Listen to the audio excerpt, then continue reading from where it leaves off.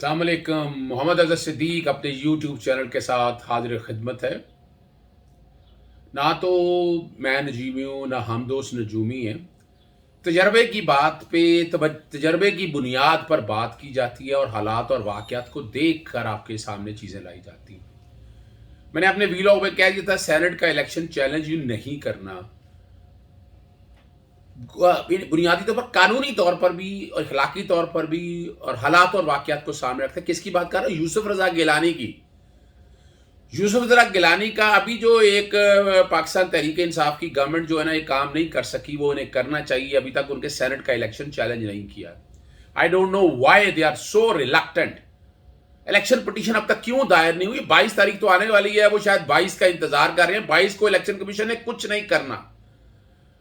Supreme court के सामने डस्का वाला इलेक्शन आ चुका है, उसके लिए अलहदा मैं वीलॉग कर रहा हूँ। आप जो आइए कि मैं पहले दिन से कह रहा हूँ और मैं वाजे कह रहा हूँ, इलेक्शन कमीशन का ये इख्तियार नहीं सारे इलेक्शन सेट साइड करने का। लाइसेंस टू किल दे देगा, 2 गोलियां मारो, 2 बंदे मारो और आप सारा का सारा इलेक्शन सेट साइड कर दे। वो बड़ा मुश्किल है इलेक्शन कमीशन के लिए जस्टिफाई करना। दूसरी तरफ सेनेट का इलेक्शन अगर देख लें, जो नेशनल असेंबली के वोटर से हुआ, उसमें धांधली आपने देख ली, लेकिन नहीं कर सके। तो इलेक्शन कमीशन से उम्मीदें सेक्शन 9 इलेक्शन एक्ट के हवाले से अभी उतार दें और इन्हें अब खुद आगे आना पड़ेगा। मैंने लाहौर हाईकोर्ट में दरखास्त दायर कर दिया, मैं आपको पिछले वीलॉग्स में आपके साथ शेयर कर दिया मैंने, कि जिसमें धांधली के हवाले से इलेक्शन कमीशन की नाकामी पे मैं Lahore high court intra court appeal है गालबन 12 अप्रैल के लिए रखी है समात कोर्ट ने। जब वो इस बारे में सारा तफसीली देखेगी, वो मैंने बता दिया है आपको। पीर का कहा था, पीर 12 मार्च के इलेक्शन हुए थे, पीर गुजरे हुए आज जुमे को पहुंच चुके हैं, अभी तक कोई नामो निशान नहीं है। बहाना ये बनाया था या कह दे कॉज ऑफ एक्शन बनाने के लिए कि हम रिकॉर्ड मांग रहे थे।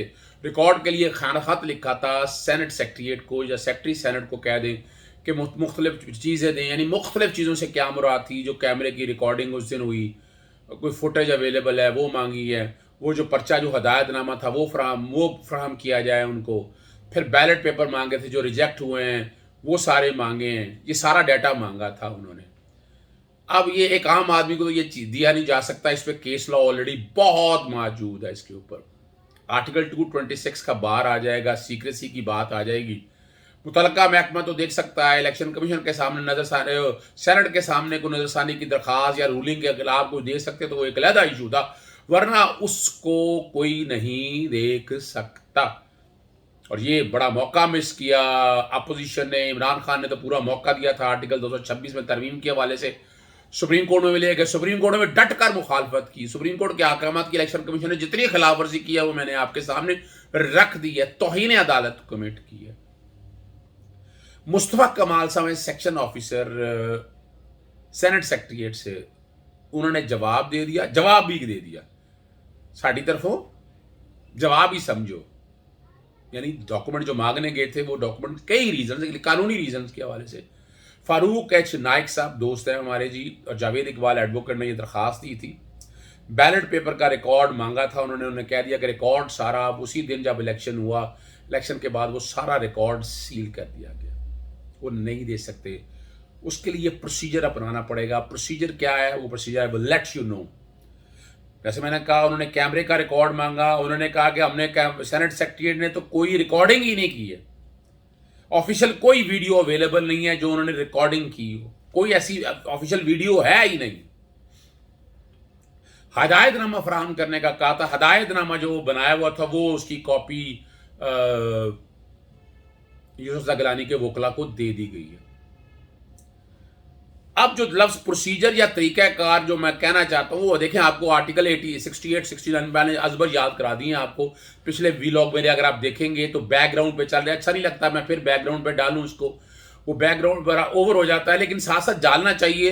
आज शायद मेरी टीम जितने थोड़े से वक्त में शायद पॉसिबल ना कर सके आप तक आर्टिकल 68 और 69 आपके सामने रख सके। Nobody can inquire into the proceeding of parliament. Article 50 आपके सामने पढ़ के बताया था, आर्टिकल 68, 66, 68, 69 ये सारा कुछ आपके सामने बताया था। और तरीकाकार ये है, अगर अगर कोई कोर्ट इंक्वायर करने के लिए कह दे, वो डाटा देखने के लिए कह दे, तो देर इज पॉसिबिलिटी। लेकिन ये आपको याद होगा, इस्लामाबाद हाई कोर्ट के कई फैसले मौजूद हैं, बाकी अदालतों के फैसले मौजूद, आर्टिकल 68 और 69 की इंटरप्रिटेशन के कॉन्टेक्स्ट में। पब्लिक अकाउंट कमेटी की प्रोसीडिंग को भी चैलेंज ने कभी नहीं किया, इस पर भी फैसले मौजूद हैं। और ख्वाजा आसिफ का मामला, जो प्रोडक्शन ऑर्डर, मैंने भी यहाँ मामला छेड़ा हुआ है कि प्रोडक्शन ऑर्डर बंद किए जाएँ, क्यों प्रोडक्शन ऑर्डर जारी किया जाए, पंजाब असम्बली ने तरमीम की, ये खास एक प्रिविलेज दी जा रही है, प्रिविलेज होनी नहीं चाहिए आइन और कानून के मुताबिक। मेरे पुराने वीलॉग्स में मैंने इसको काफ़ी क्लियर किया है, उस वक्त ज़रा व्यूअरशिप कम थी, आप लोग ज़्यादा पसंद करते हैं और व्यूअरशिप ज़्यादा देखती है, कमेंट करती है और जवाब आप लोगों तक मेरे तक पहुँचते हैं। इस्लामाबाद हाईकोर्ट के दो फैसले तो बड़े वाजे मौजूद है, एक BNP का मौजूद है, एक रियाज हनीफ राई का, आर्टिकल 68 के कॉन्टेक्स्ट में कि court can not inquire into the pending proceeding या प्रोसीडिंग ऑफ द पार्लियामेंट, कि उसमें बिल्कुल मुदाखलत कर नहीं सकती है। इसे बड़ा वाजे तौर पर फैसले आ चुके हैं। और अगर आप चाहते हैं कि फिर भी मैं आर्टिकल 68 और 69 आइन पाकिस्तान का पढ़ दूं, तो मैं कोशिश करता हूं कि आप तक वो आर्टिकल 68, 69 और 60 में दोबारा आप तक पढ़ सकूं, ताकि आप समझ सकें इस बात को सामने रखते हुए। आइन पाकिस्तान 1973 में अभी आपके सामने, ये मेरे सामने आ गई है, आइन पाकिस्तान 1973। आर्टिकल देखिए, 2-3 जो आर्टिकल ख़ास था। सबसे पहले आपके सामने मैं फिर सवाल आएगा, वो सेपरेट प्लेस करना बड़ा मुश्किल हो जाता है, एक ही वीलॉग के अंदर सारी चीज़ें क्लियर हो जाएं तो ज़्यादा अच्छी होती है जी। आर्टिकल 60 है, चेयरमैन एंड डेप्टी चेयरमैन। और after the senate has been duly constituted shall at its first meeting and to the exclusion of any other business elect among its member a chairman or a deputy chairman, and so often as the office of chairman or deputy chairman become vacant, the Senate shall elect another member or Senate, or as the case may be, deputy chairman. Or the term of the chairman or deputy chairman shall be 3 years from the date of enters upon his office. ये parliament का हिस्सा है, article 60 आपके सामने पढ़ दिया। उसके बाद अगली जो बात आपके सामने रखनी है, प्रिविलेज ऑफ मेंबर, आर्टिकल 66 में पढ़ता हूँ आपके सामने, जो प्रिविलेजेस हैं, जो एडवांटेजेस हैं। और subject to the constitution and the rules of procedure Majlis Shura, there shall be freedom of speech, ये सारी बात को छोड़ के, and no person shall be liable in respect of publication by or under the authority of any report, paper, votes or proceeding. ये लफ्ज कह रहे थे ना कि लिखा नहीं हुआ वोट छोड़ के हवाले से, आज मैंने आपके सामने आर्टिकल 66 पढ़ दिया, वोट्स और प्रोसीडिंग, ये सारी चीजें आपके सामने रख दी हैं। जो रेलेवेंट आर्टिकल आपके सामने है, जो पढ़ने वाला है, वो बुनियादी तौर पर आर्टिकल 66 है। और आर्टिकल 66 को अगर आप देख लें, और वो चीज़ें बड़ी क्लियर कर देता है। आर्टिकल 66 पढ़ दिया मैंने, आर्टिकल में 68 आपके सामने अभी मैं रख देता हूँ। रेस्ट्रिक्शन ऑन डिस्कशन इन मजलिस शूरा।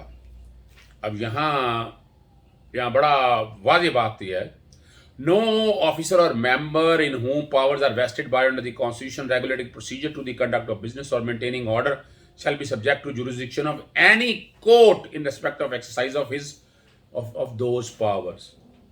तो प्रिजाइडिंग ऑफिसर के हवाले से भी ये सब आर्टिकल 2 किसी ने पढ़ा नहीं है, सब आर्टिकल 1 भी पढ़ देता हूँ। Courts not to inquire into proceeding, the validity of any proceeding in Majlis Shura Parliament shall not be called in question on the ground of any irregulatory procedure. अगर मान ले कोई इरेगुलेटरी प्रोसीजर भी हुआ है तो वो भी चैलेंज नहीं होनी।